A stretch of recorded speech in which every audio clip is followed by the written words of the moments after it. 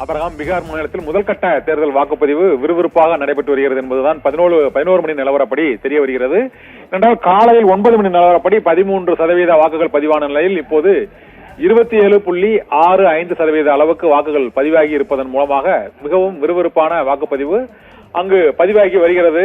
தேர்தல் அமைதியாக 121 தொகுதிகளிலும் வாக்குப்பதிவு அமைதியாக நடைபெற்று வருகிறது.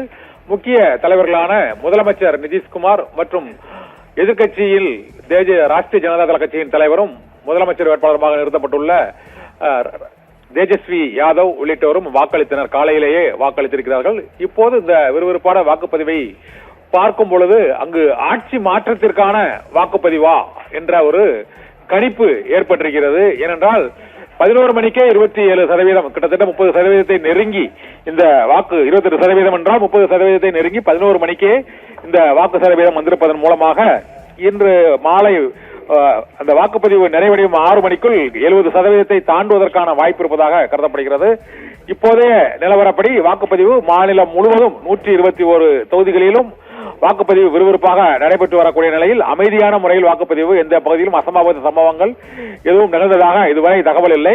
இந்த தேர்தலில் நிதிஷ்குமார் தலைமையிலான ஐக்கிய ஜனதா தளம் மற்றும் பாரதிய ஜனதா கட்சி கூட்டணிக்கும் காங்கிரஸ் மற்றும் ராஷ்டிரிய ஜனதா தளம் கட்சியின் தலைமையிலான அந்த மகாகத்பந்தன் கூட்டணிக்கும் இடையே யார் ஆட்சியை பிடிக்கப் போகிறார்கள் என்ற கடும் போட்டி நிலவுகிறது. 20 ஆண்டுகளாக நிதிஷ்குமார் ஆட்சியில் இருப்பதால் ஒரு மாற்றம் தேவை என்ற நோக்கில் மக்கள் வாக்களிக்க இருக்கிறார்கள் என்றும் 20 ஆண்டுகளாக நிதிஷ்குமார் தொடர்ந்து ஆட்சி பொறுப்பில் பாரதிய ஜனதா கூட்டணி, ஆர்ஜேடி கூட்டணி என மாறி மாறி அவர் கூட்டணி வைத்து ஆட்சி அமைத்ததால் மக்கள் மத்தியில் ஒரு சலிப்புணர்வு ஏற்பட்டிருக்க கூடும் என்றும் கருதப்படுகிறது.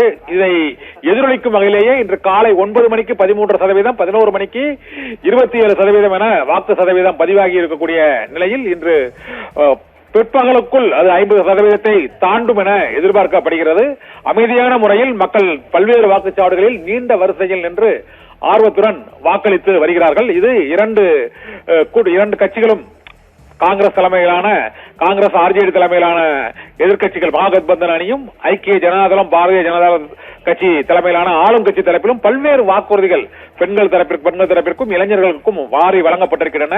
அள்ளி வீசப்பட்ட வாக்குறுதிகளால் மக்கள் யாரை நம்பி வாக்களிக்கிறார்கள் என்ற கேள்வியும் சந்தேகமும் எழுந்திருக்கிறது.